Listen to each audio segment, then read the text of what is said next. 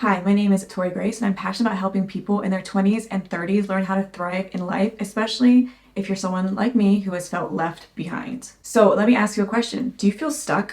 Do you feel uninspired? Have you lost sight of where you're going? Well, you are in the right place, my friends, because I have definitely felt that way, and sometimes, if I'm going to be honest, I still do. In this video, we will be getting to the root of why we feel stuck and how we can change our mindset in order to get unstuck and start moving forward in life again. Do you know how to get rid of weeds in a garden? Now, my family's gonna probably chuckle at the fact that I just asked you this because I'm the person who knows the least about gardening, but I do know one thing. In order to get rid of weeds, you pull them up by the roots. It's no good just ripping the top part off of the weed that you see because it'll definitely grow back and sometimes it'll grow back worse. So that is why we need to understand today, why are we feeling so stuck in life? In order for us to literally uproot all the different elements that are holding us back. Lately, I've been reading and watching a lot of smart people, psychologists, life experts, CEOs, and they're all talking about the same thing. Why are people feeling stuck in life? It seems to be a really common ailment, and I know that it definitely affects every age group, especially the 20s and 30s. And one of the conclusions or the main reasons why people feel stuck seems to be that we're all fixated on the past. Boy, I could get a PhD on this subject.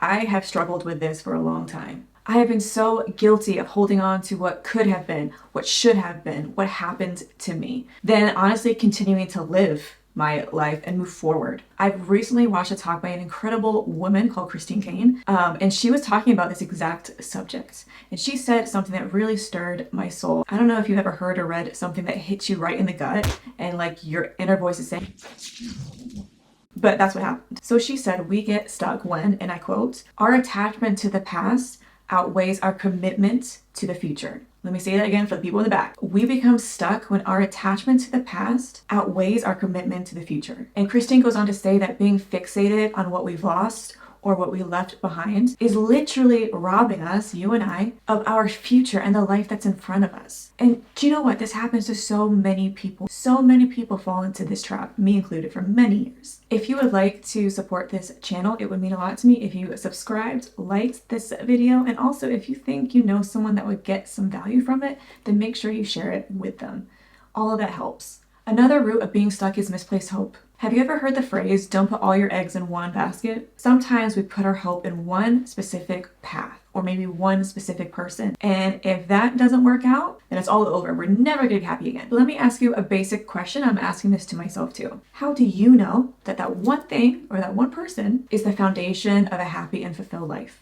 How do you know? How do you know that there isn't something else better out there or more suited to you? How do you know that there isn't a path in life that will make you even happier than you think you'll be on the current path that you absolutely have to be on? Maybe that one thing that you're so fixated on that hasn't happened, or maybe you've reached an age or a point in life where you know it's never going to happen in the way that you had planned. Maybe that one thing would have brought you so much stress and sadness into your life. I want you to think back, okay?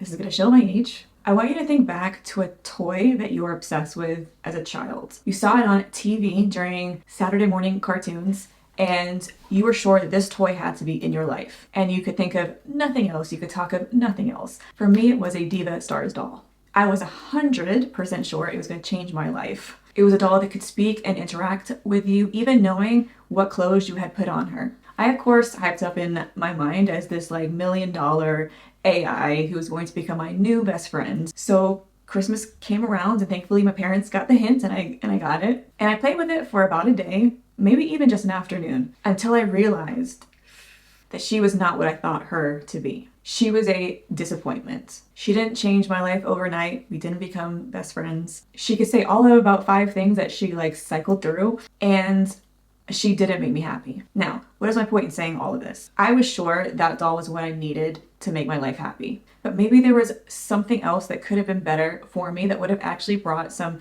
substance into my life. Same thing in the here and now. I was sure this one path that I had dreamt up in my mind was what I needed to be on in order to take me on the happiest journey and for me to feel fulfilled and satisfied. But maybe this whole time I was wrong, because that path back there, that exploded a long time ago. Another reason we get stuck is we get stuck in disappointment. Are you like me? And did you have a dream life planned out for yourself? Did you sit back and watch everyone else's life come to fruition and for them to get everything that they had planned for and wanted? And if we're honest, doesn't really seem fair because your reality literally went into the opposite direction. I've talked about this before, but I lost so many years while navigating chronic illness that came and took my life by surprise, honestly. I became so angry and disappointed and disillusioned by what my life had turned into. And that was like a super glue to me. It kept me stuck in that same spot, not living life, not hoping, not dreaming, and just being angry and disappointed for a long time. Don't be like me. Don't waste those years. Because you know what I should have been doing is stop looking at the past and what I wanted and what I believe should have been for my life, and instead looked forward as to what I have in front of me, what I can do. Because eventually I've had no choice, and thanks to counseling for helping me get to this point, that I've had to forge a new life for myself. I've had to dream new dreams and have new hopes and have new plans, all within the scope of being someone that deals with a chronic illness, or a few of them. I'm honest. This life is not the life I had dreamt of or plans for, but it is the life I have right now. I watched a video the other day about, I think he was like a life coach, and he was doing a session and he had a woman up on stage and he was asking her why she was so disappointed and stuck in life. And she said, like, my life has not turned out how I thought it would. Nothing has happened to plan. And he was like, alongside a bunch of expletives, which I will leave out, he was like, are you so full of pride that you believe that your plan is better than God's plan? As far as I know, this guy was not religious at all, but he was making a point. Why do you think that the plans that we set out for our lives are so much better than what has actually happened to us? Why do we automatically assume that what we want is what should ultimately happen for us? I have certainly been guilty of this. I thought I could plan the best life out for myself, and that would be the only way that Tori would be happy. But I planned this life when I was 19. I didn't know myself at all. I didn't really understand the world or how it worked. I even based it on what society said how my life should look. It seems comical thinking about all these things that I thought I wanted, and I knew for certain was going to make me happy. Married with kids at 25. I think that boat sailed a little while ago. Master's degree, which I was about to go into. Owning a house and having a perfectly mediocre life. I just wanted to be comfortable because I thought that's what I should want. It's honestly funny to say all those things out loud because I have literally the opposite right now. And that's okay. I have actually come to the conclusion that I believe that this was the plan all along. So I'm doing okay. You see, as humans, we see time as linear.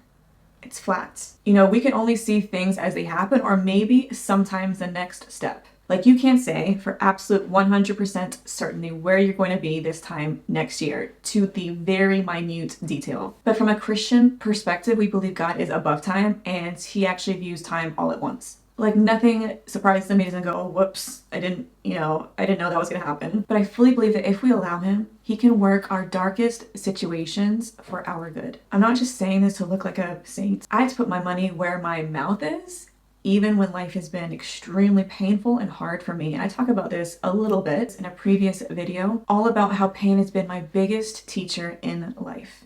So, let me ask you, are you too fixated on your own plan? Are you too focused on what's happened to you, or maybe what hasn't happened for you?